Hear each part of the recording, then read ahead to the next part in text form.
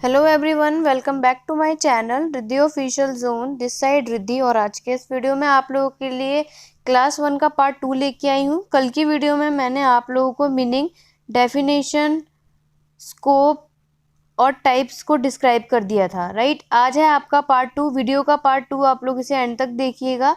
और आज के पार्ट 2 में मैं आप लोगों को इम्पोर्टेंस और कंपोनेंट्स के बारे में डिस्क्राइब करूंगी कि इन्वायरमेंट के अगर इम्पोर्टेंस और कंपोनेंट सबसे ज़्यादा आपसे एग्जाम में पूछे जाते हैं तब आप लोग उसमें क्या क्या लिखेंगे। तो चलिए वीडियो को स्टार्ट करते हैं। कल मैंने मीनिंग, स्कोप, टाइप्स और आपके कुछ डायग्राम और ये बायोलॉजिकल और इनके बारे में डिस्क्राइब किया था। आज हमारी क्लास 2 है तो मैं आज यहाँ से डिस्क्राइब करूँगी आप लोगों को। तो सबसे पहले आप लोग कॉमन बायोटिक फैक्टर भी होते हैं, क्योंकि पिछले जो हमने पढ़ा है बायोटिक और अबायोटिक फैक्टर में, तो उसमें आप लोगों का बायोटिक फैक्टर में कुछ इंपॉर्टेंट ये भी है। सबसे पहले आता है प्रोड्यूसर। कुछ बायोटिक फैक्टर यानी कि कुछ आपके सामान्य बायोटिक कारक भी होते हैं, उसमें से पहला आपका आता है प्रोड्यूसर, जिसे हम ऑटोट्रॉफ्स भी कहते हैं। बी है आपका कंज्यूमर और सी है आपका डीकम्पोजर, राइट। ये तीन तरीके के आपके जो चीज़ें किस में आती हैं, कॉमन बायोटिक फैक्टर में भी आ जाती हैं। और नेक्स्ट वन इज हम लोग समझ लेते हैं क्या प्रोड्यूसर यानी उत्पादक होते क्या हैं। ऑटोट्रॉफ्स आप लोग हिंदी और इंग्लिश में ऐसे लिख सकते हैं, कोई दिक्कत नहीं आएगी हिंदी मीडियम वाले स्टूडेंट्स को, तो आप लोग ऐसे एग्जाम में पॉइंट आउट कर सकते हैं। तो सबसे पहले हम लोग प्रोड्यूसर देख लेते हैं। फर्स्ट है they convert the energy from photosynthesis into food, यानी कि ये लोग क्या करते हैं, एनर्जी को कहाँ से, फोटोसिंथेसिस यानी कि प्रकाश संश्लेषण से अपने भोजन को परिवर्तित करते हैं। कौन? प्रोड्यूसर, जो भी प्रोड्यूसर होगा। जैसे कि आपके कोई भी प्लांट्स हो जाएंगे, तो ये प्लांट्स आपका एग्जांपल आता है। ये अपना जो खाना बनाते हैं वो कहाँ से, फोटोसिंथेसिस के जरिए अपना खाना बनाते हैं। They transfer light, water, carbon dioxide and into energy, यानी कि ये जो अपने लाइट्स हो गए, वाटर हो गया, कार्बन डाइऑक्साइड, ये सब अपने ऊर्जा को क्या करते हैं, ट्रांसफ़र करते हैं। जैसे कि आपका एग्जांपल मैंने बता दिया प्लांट्स, तो प्रोड्यूसर में क्या जाता है आप लोग के प्लांट्स में, जो कि अपना खाना खुद बनाते हैं, अपने एनर्जी खुद कन्वर्ट करते हैं, और ये क्या ट्रांसफ़र करते हैं, लाइट, वाटर और कार्बन डाइऑक्साइड यानी कि CO2 अपनी एनर्जी के लिए। नेक्स्ट हम लोग पॉइंट आउट देख लेते हैं। आपका आएगा कंज्यूमर, यानी कि हीट्रोट्रॉप्स आपका आता है। ये डिपेंड करता है अपन द प्रोड्यूसर, यानी कि occasionally other consumer for food, यानी ये वो भोजन के लिए उत्पादक करते हैं, कभी कभी अन्य उपभोक्ता पर निर्भर करते हैं। जैसे कि एनिमल हो गया। एनिमल क्या होते हैं कि कभी कभी क्या होते हैं, दूसरों पर डिपेंड होते हैं। जैसे कि आपका ये कंज्यूमर पे आ जाएगा, तो ये डिपेंड किस पर होते हैं, कभी कभी अगर आपने एग्जाम्पल के लिए एनिमल्स में कुछ ले लिया होगा, तो अगर मैं आपको एग्जाम्पल के तौर पे बोलूँ डियर है, तो डियर आपको पता है कि हिरन ही एक ऐसा जानवर है जो किसी प्लांट्स को खाएगा, तो ये तो प्रोड्यूसर में काउंट हो जाएगा, राइट। बट कुछ एनिमल जैसे कि लॉयन मैं आपको बोल दूंगी, तो लॉयन एक शेर है, तो शेर क्या करता है, वो डियर को भी खा सकता है। तो यहाँ पे क्या हो जाएगा, ओकेजनली अदर कंज्यूमर, अपने मतलब अगर आपको ये बोल दिया जाए कि कभी कभी क्या करते हैं कि ये अपना खाना किसको बना लेते हैं, प्रोड्यूसर वाले लोगों को भी, तो डियर किस में आ जाएगा, लॉयन आपका आ जाएगा कंज्यूमर में, राइट। नेक्स्ट है डीकम्पोजर, यानी कि विघटित बोलते हैं इसे। They break down chemicals from producer and consumer usually dead.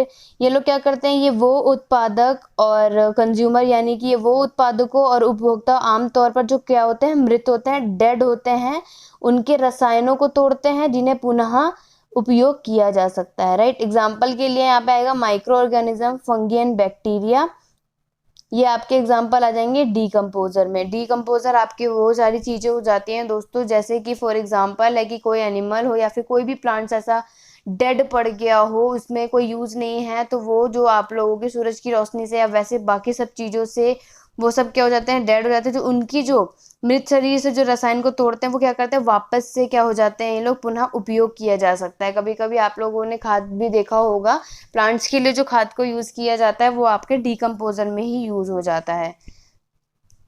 चलिए आगे हमारा इंपॉर्टेंस ऑफ इन्वायरमेंट, पर्यावरण के महत्व आपके क्वेश्चन में इन्वायरमेंट के साथ अटैच भी करके दे देता है, और वेरी शॉर्ट में भी, और कभी कभी शॉर्ट में डायरेक्ट इंपॉर्टेंस ऑफ इन्वायरमेंट यानी कि पर्यावरण का महत्व भी लिख देता है, तो आप लोग उसके अकॉर्डिंग कर लीजिएगा।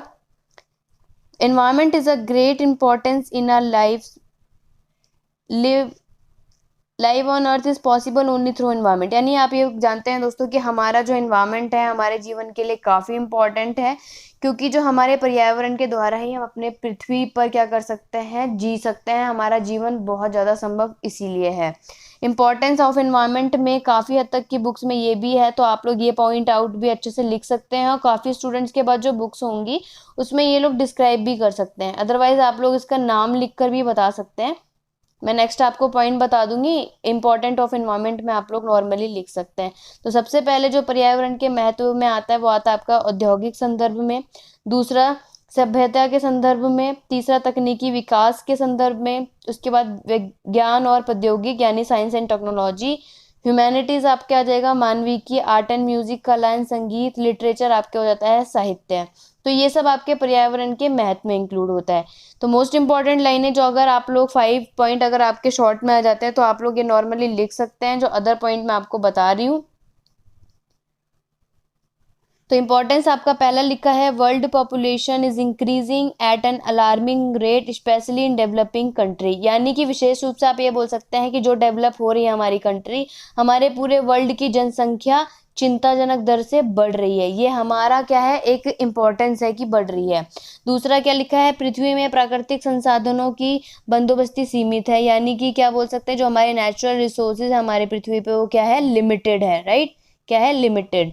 थर्ड वन है, the methods and techniques of exploiting natural resources are advance. प्राकृतिक संसाधनों के दोहन के तरीके और तकनीकी क्या है, उन्नत है, यानी कि एडवांस है। हमारे जो मेथड हैं किसके, टेक्निक्स के, नेचुरल रिसोर्सेज के, वो एडवांस हैं। फोर्थ है, the resources are over exploited and there is no foresight of living the resources of to the future generation. यानी हमारे जितने भी रिसोर्सेज हैं वो क्या है, ओवर एक्सप्लॉइट हैं, और संसाधन को क्या कर सकते हैं कि इनकी पीढ़ियों तक छोड़ने की कोई दूरदर्शी नहीं होती, यानी कि कोई भी फोरसाइट नहीं होती इनको छोड़ने के लिए।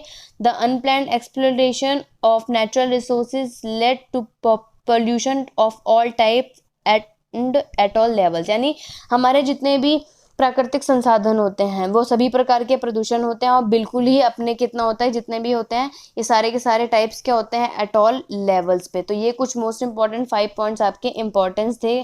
नेक्स्ट जो मोस्ट इंपॉर्टेंट हेडिंग आएगी वो आपकी आएगी कंपोनेंट्स ऑफ एनवायरमेंट्स की, यानी कि पर्यावरण के घटक।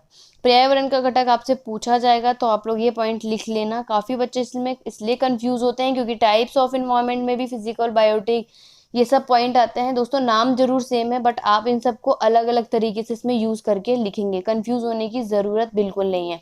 कंपोनेंट्स ऑफ एनवायरमेंट में सबसे पहले आप देखेंगे, environment mainly consist of atmosphere, hydrosphere, lithosphere and biosphere.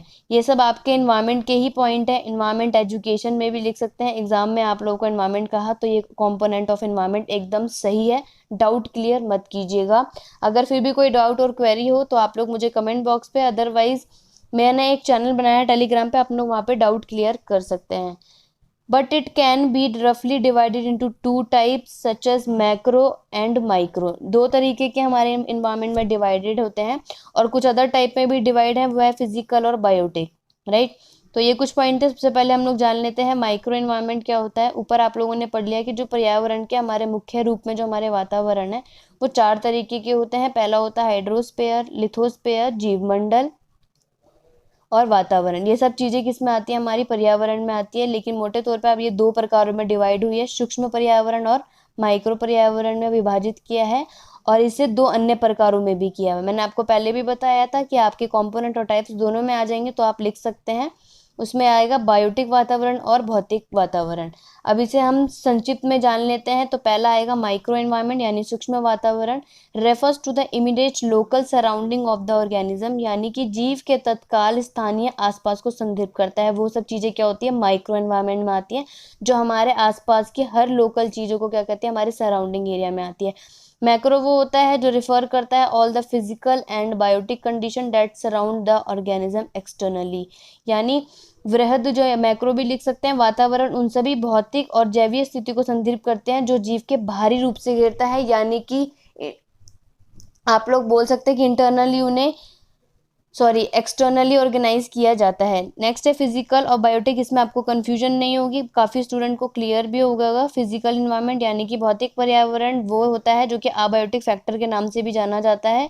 और इसमें क्या क्या आ जाता है, temperature, light, rainfall, soil, minerals etcetera, ये सारी चीज़ें हमारी फिजिकल इन्वायरमेंट में आ जाती हैं, संदर्भित करता है। और इसमें जो हमारे वातावरण है उसमें लिथोस्फीयर और हाइड्रोस्फीयर आता है, किस में आता है, फिजिकल इन्वायरमेंट में।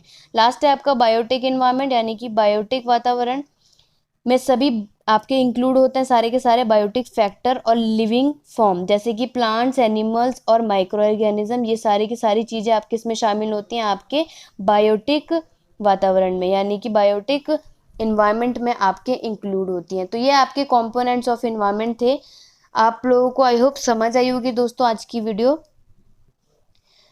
अगर पसंद आई है तो लाइक शेयर ज़रूर कीजिएगा। नेक्स्ट वीडियो आप लोगों के लिए क्लास सेकंड लेकर आऊँगी मैं। ये पार्ट 2 था आपका क्लास 1 का, जिससे कि आपको कन्फ्यूजन ना हो। इन्वायरमेंट का टॉपिक ये वाला यहीं ख़त्म होता है। नेक्स्ट टॉपिक आपका जो मैं लेके आऊँगी वो आपका आएगा इकोसिस्टम यानी पारिस्थितिक तंत्र के ऊपर। तो अगर अभी तक मेरे चैनल को सब्सक्राइब नहीं किया है दोस्तों, सब्सक्राइब कर दीजिएगा, बेल आइकन पर प्रेस कर दीजिएगा नेक्स्ट नोटिफिकेशन के लिए। आज की वीडियो बस इतनी, नेक्स्ट वीडियो पर मिलते हैं। Thank you for watching.